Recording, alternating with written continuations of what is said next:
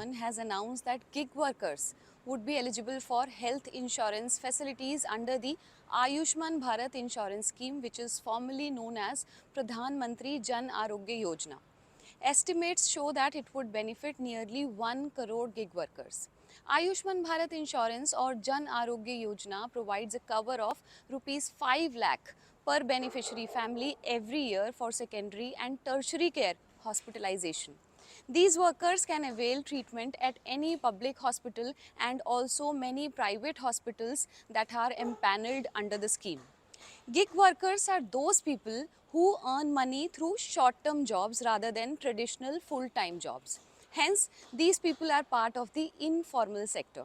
You and I meet these people daily, such as those who work for food delivery platforms like Zomato, Swiggy, or e-commerce portals such as Amazon, Myntra, or Flipkart. These workers provide dynamism to the new age services economy. Recognizing their contribution, the government will now arrange for their identity cards and registration on the e-Shram portal. They will be provided healthcare services under the PM Jan Arogya Yojana based on their UAN number or universal account number. They can avail the health insurance facilities. However, the details on whether the families of gig workers will be covered or not are yet to be provided by the government. This move helps the government in achieving the goal of universal health coverage. In the last few months, Ayushman Bharat has identified many sections like elderly, ASHA workers, Anganwadi workers, and now gig workers. This section is not covered by any other health insurance like people in formal employment are.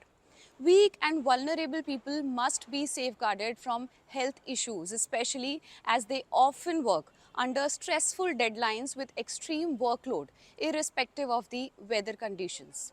Experts suggest that to maximize the effectiveness of this announcement, it is very important for the government to ask for data on gig workers from the aggregator companies. If the government does not make data sharing compulsory through the e-Shram portal, many workers won't receive the benefits of this announcement.